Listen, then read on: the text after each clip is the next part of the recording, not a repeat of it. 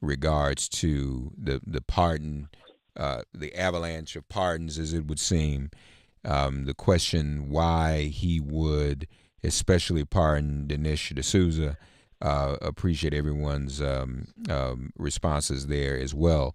And then also whether or not Samantha Bee and Roseanne's words are equivalent at all. Also, good questions and good answers. We appreciate everyone. As you know, at this hour on Fridays, we talk about the press, and particularly we talk about our cultural press, the black press. This is important because when we look at all of these debates, all of these things that we're talking about, it really, a lot of the conversation that's going on is dictated to us by what the media chooses to cover and what the media does not choose to cover. And it's easy to get swept up in a scenario where only what the so-called mainstream covers is what's important and what's relevant. But there are a lot of other important things going on in the world, and we like to highlight those when we talk to the National Newspaper Publishers Association, when we talk to the black press on these Fridays. First of all, my dear friend, brother, and comrade, the president of the National Newspaper Publishers Association is on the line, Dr. Benjamin F. Chavis, Jr. Ben, good morning, brother. How are you? Ben, do we have you? Good morning, Brother Mark. Thank you so much. I'm always glad to hear your voice. And I was listening to the prior program, and I also have one of my distinguished publishers join us, Karl, Rodney, the publisher of the New York Carib News. Brother Rodney, how are you? Good morning, Mark, and thanks very much for all you do to connect us in the black diaspora and keep us enlightened and aware. Yes, sir. Where you from, Brother Rodney? I'm from Jamaica. Yes, sir. So, of course, the roots is Africa via Jamaica, New York. Yes, sir. Yes, sir. Tell us a bit about the New York Carib News, if you will. Well, the New York Carib News is a part of the family of the black press, which, our history goes back 200 years. And interestingly enough, Mark, one of the founders of the black press, Russ Worm, was also from the Caribbean. So it's a tradition that Carib News carries on, where we connect with the larger diaspora. We build the awareness, we build the empowerment, and we build the strength of black news and black institutions and black events. So we've been publishing now for over 37 years, and it was really seeing the need of a growing black community of immigrants, and the need to bring them to understand these connections, and also to be able to not only strive but survive. And so Carib News saw that need and filled that need in a way that, in the tradition of the black press, doing their own thing, pleading their own cause, developing their own events, doing our conferences, and so that is how we evolved. We could say. Go ahead, Ben. I'm sorry. Carl has been traditionally modest. Yeah. The New York Carib News is one of the major newspapers in the African diaspora, and we're inviting the ambassador of the African Union to the United States to be with us in Norfolk, Virginia, at our convention in 3 weeks. And Mark, we hope we're inviting Sirius XM Radio to come on broadcast live from the NNPA's convention in 3 weeks, and certainly we're going to celebrate the work that Karl, Rodney, New York Carib News, as well as all of our papers. This is the 191st year of the black press in America. Since 1827, Freedom of Journal was first published there in New York City. Yeah. Well, no, that's outstanding that the president of the African Union may come. Also, Brother Rodney, you being from Jamaica and what have you, I would dare say one of the other founders of the black press, or at least a black press publication here in this country, we would also include Marcus Garvey in that. Wasn't the Negro World? Absolutely. Wouldn't we include the Negro World in the black press band too? Yes. And Brother Mark, the UNIA is rebounding in a tremendous way in New York and around the world. And Dr. Ben, their African component is looking to be relaunched in a significant way. So yes. And Mark, we have had a history Caribbean folks from Belafonte to Powell, Malcolm to Farrakhan, Garvey to Shirley Chisholm, that have just been a part of the progress of black folks in this country. Right. And so Carib News want to join that as we do our newspaper, our conferences, and our events. Absolutely. But, Ma, this is a good segue because you're talking about parts. Somebody needs to issue a part to Marcus Garvey. Thank you. And his son, Dr. David Garvey, is still right there in New York. We need to bring him on the show so we can talk about, Karl, the momentum to get Marcus Garvey name cleared of the injustice that he suffered, under prior presidential administrations. Yeah. No, you're right. Yeah. Since folk are giving out pardons, we may as well get some of this pardon goodwill ourselves. So we know his purposes, but we have our own purposes. So, Exactly. I had the niece of Jack Johnson on the show, and all she could say was she just wanted to get that piece of paper and get on out of there. Exactly. And that's exactly what she did. 866-99-SERIOUS, 866-997-4748. Needless to say, Brother Karl Rodney, I think there's a pretty significant Caribbean population here in New York. It's more than 2 people, right? Oh, it's more than 2 people. It's closer I know. to close to a million plus, and not only first and second generation, third generation, and it's good to see how we and Ben leadership has a lot to do with it. How we see our common purpose, we see or keep our eyes on the prize, and not let circumstances separate us. So do you see yourself in the New York Carib News promoting? I shouldn't say promoting. Of course, you're promoting, but do you see a greater understanding between Africans born in America and Africans born in Caribbean in terms of news and information, and a greater appreciation for the struggle in both of these sections of the diaspora? Oh, absolutely, Mark. And Ben can tell you for the past 23 years, we have done a conference where we have taken black leadership to the Caribbean to understand, and this is 200-300, to understand and appreciate the Caribbean, and this includes probably close to more than 30 members of Congress from the Congressional Black Caucus. And when I hear people like Maxine Waters, Charlie Rangle talks about Haiti and Jamaica, we are a part of bringing that awareness about, and it's a continued mission. We're doing it again this year in the Caribbean. So we understand what the common struggle is. We understand that geography and circumstances shouldn't shape us. And Brother Mark, there was a well-known genius from the Caribbean, Rex Nettleford, who always say we are not the third world, we are the 2/3 world. And when we come to understand that and Andy Young has been pushing that to the blacks in the Caribbean, the blacks in the United States, and then blacks in Africa, that we are the 2/3 world, and we need to see that as power, both political and economic, and organize around that. Ben, as far as the National Newspaper Publishers Association, and you mentioned the African Union, when we talk about the black press, we're talking about the worldwide black press, aren't we? Absolutely.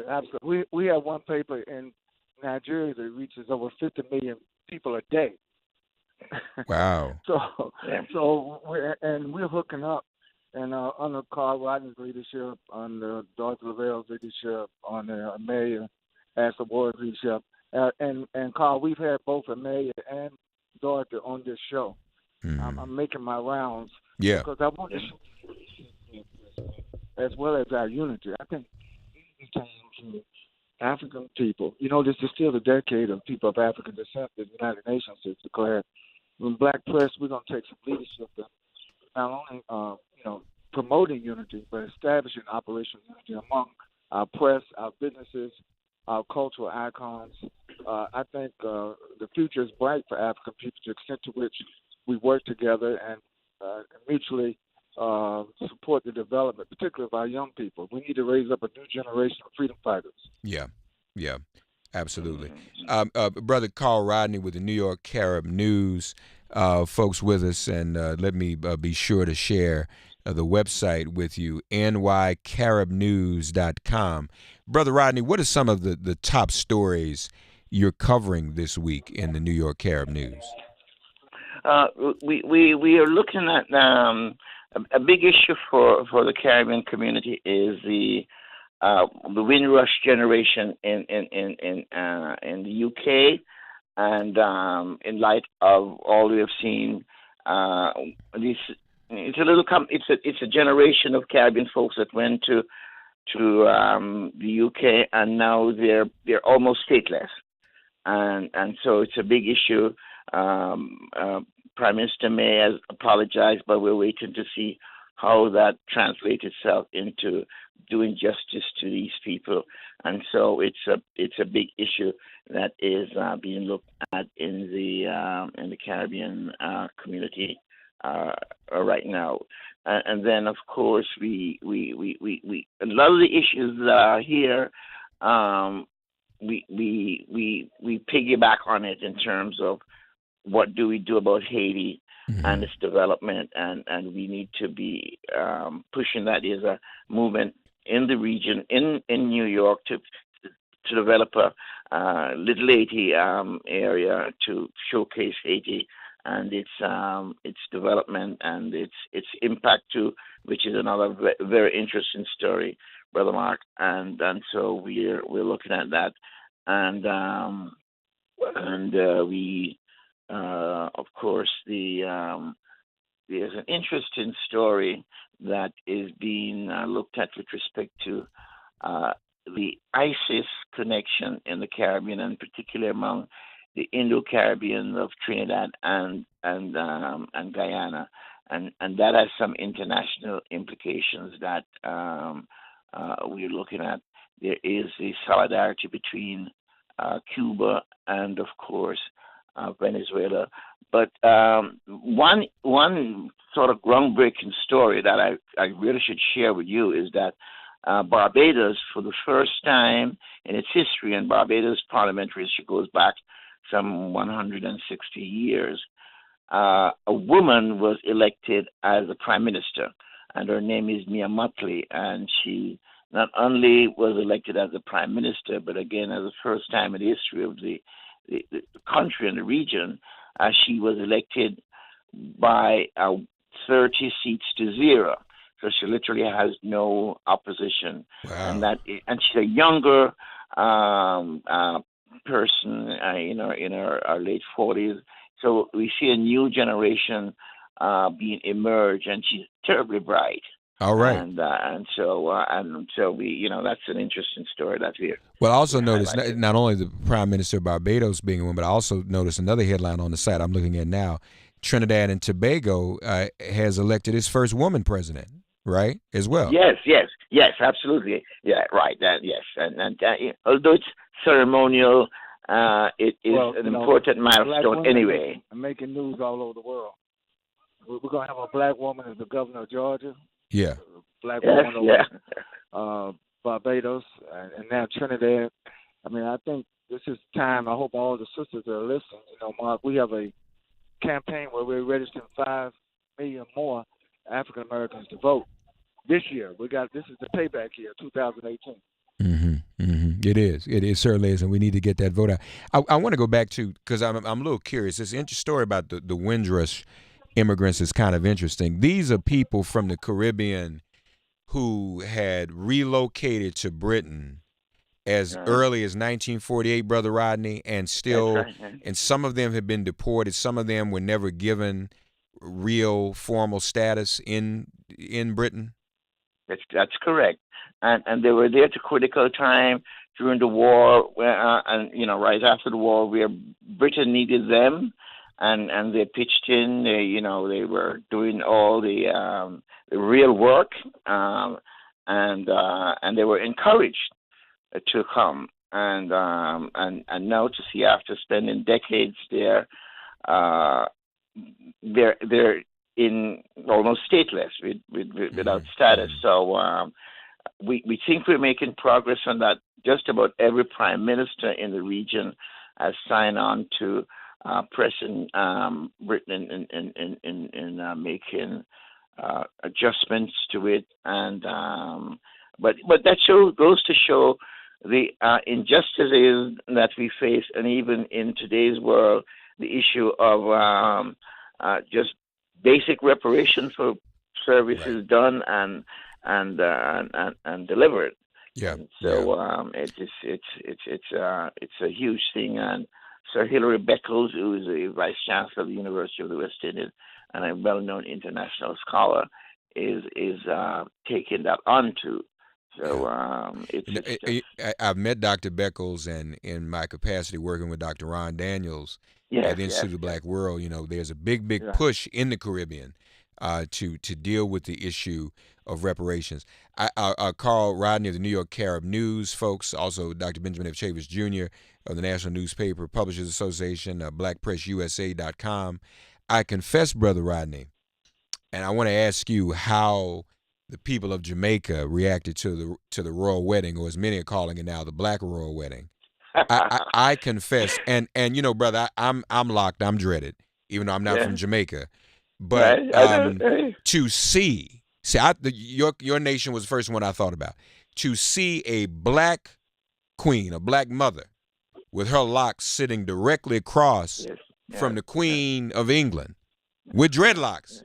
I said, and Jamaica being in the Commonwealth, and knowing what immigrants have had to deal with over the years, I said people in Jamaica must feel so empowered.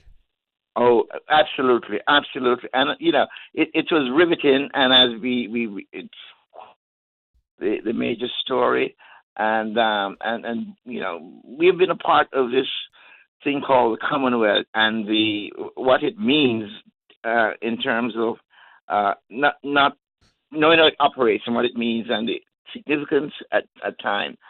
But it was particularly interesting, Brother Mark, because the chaplain to the Queen is a Jamaican. That's born right. in Jamaica. I forgot that. She sure is. Yes. Yes, and the young fellow his mother is from Antigua. And so, and of course, the father is from Africa. So we see the greater black diaspora. Yes. And of course, the gospel choir is from South London, which is mostly from the Caribbean, singing and African American staple music. And so it was that kind of black presence, but a kind of international black presence, a cosmopolitan black presence that we saw and was moved by in of course in the U.S. but also in the Caribbean. So yes, it was a proud Brother Mark, we don't want to extend this, but it might signal some awareness or some progress when the royal family can embrace blackness in such a significant way. Well, but here's the thing I thought about too. I mean, there's nothing that isn't political, and as you mentioned, the Queen's chaplain is Jamaican, a Jamaican sister. The black presence in the royal wedding. I mean, none of that happens without Buckingham Palace's approval. Let's be clear. People are like, oh, did the Queen know? She looked shocked. She wasn't shocked. She knew what was going to happen. And Bishop Curry even submitted. Bishop Curry submitted Ben an outline of his sermon before he gave it. But I think you're right. Somebody pointed out to me today, and I don't think people really realize this. Is it not true, Karl, Rodney, that when we look at the Commonwealth as it's called, the majority of people of population in the Commonwealth are people of color, aren't they? Absolutely, and not only that, Brother Mark, the riches. That's right. Any country where there's any riches and any hope or any future are in these black countries of the Commonwealth. Yeah. So and they understand that. And we know that's Ben. It's not a good reason for that. The reason all these countries in the Commonwealth because they're former colonized countries. By white supremacist Britain. I mean, they didn't, it's not like we didn't all voluntarily say, hey, let's just go join the Commonwealth with the big white queen. This was because we were colonized. But now that we are decolonized and in this Commonwealth, Buckingham Palace can probably count too. So, see, y'all, we're going to need to have us a black wedding. Right. We But I just have to think decolonize. colonial We just power have to decolonize our thinking, Mark, the and resurrection of the people who were colonized. And not that we'll be the new colonizers, but we'll make sure that the world never goes to another period where one people oppresses another people based on race or ethnicity. I think the whole challenge to white supremacy in America, in the UK, and around the world is going to accelerate. Yeah. yeah. As well as should. Well, if I'm not mistaken, too, the whatever the title is, the Commonwealth head now is, I don't know whether it's executive Secretary General. That's it. Right. She's black too, isn't she? Yes, she's black and Caribbean. Yeah. Yes. The Secretary General. And where is she from? She's from Antigua. Okay, gotcha. Right. Yeah. She's from Antigua, and she's Dame Amos, and she's also she might be a bit of a bureaucrat, but she's also a bright woman, and I'm not sure whether or not she's the first, but if she's not the first, she's probably one of the few head of the Commonwealth that is female, and Yes. so but she's bright, and she is making some moves in terms of a certain black voice that will have some international implication once we, as you remarked, we decolonize our thinking. That she should be a force to look at, and then at some point in time, we through the Black Press and through Mark's program, we really need to get those kind of voices, including hers. Absolutely. Well, again, Mark has us on every 2 weeks. I'm trying to get on every day. All right. Benjamin Chavis, folks, National Newspaper Publisher Association convention. What are the dates for the convention again, Ben? June 26th through July 1. Okay. In Norfolk, Virginia. Okay. We'd love to have you, Mark, because that Friday we'll be broadcasting live from the convention. Okay. Well, let's see if we can work that out. I'd love to try to work that out. I'll work on that right away. And the president of the African Union will be there. Would love to be a part of that. Folks, check out the New York Carib News. First of all, blackpressusa.com. Remember that. And then also New York caribnews.com. nycaribnews.com. Those of us who live in New York know the Caribbean presence here in New York. You can be in parts in New York. Certain parts of New York you can be in and you feel like you're in West Africa. Other parts of New York you can be in, you feel like you literally in Jamaica or in Trinidad, and that's just fine. And that's our plea, folks. That's our demand, that we're here, we exist. And in all these parts of the world in the diaspora, and we should be treated with respect and be treated as human beings in all of the places where we reside and where we make a contribution. So real quick, Brother Rodney, a lot of time, but just real quick. DACA, Dreamers, that policy affects folk from the Caribbean too, doesn't it? Absolutely does, and the temporary status services impact Haitians in the a Haitian tremendous way. TPS, yes. So the craziness that's going on with immigration is impacting people's lives in a critical way that is really unbelievable. So, So yes. Well, what is the TPS? Where are we on TPS right now? It's still in limbo. Well, yeah, they've set a date, which is February of next year, and of course there's a push to get that postponed. But we're talking about 500,000 Haitians, many of whom were born here, going back into Haiti, which is a country that has not even recovered yet. Yeah, and it's so inhumane. Yeah, it is. nycaribnews.com, blackpressusa.com. I appreciate both of you being here with us this morning. Always a privilege and honor to be with our brother, Dr. Benjamin Chavis Jr., and with another publisher in the Black Press at the nycaribnews.com. Brother Rodney, nice to meet you, man. Let's see each other Thanks sometime, for all okay? you do, man. I appreciate your being out there and keeping the connection going. Thank you, brother. Let's get together. Ben, thank you, man. Thank you as always, and we look forward to continuing our working relationship between the NNPA and make it happen. And Janet Jones texted me and said she needs to get us together down with her at her house in Oxford for a barbecue or something.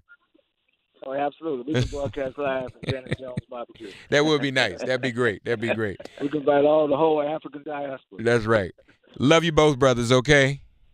All right. God bless. Take care. Folks, we'll be back. Camilla Forbes at the Apollo Theater, Sirius XM. This is MIP. Get ready for impeachment.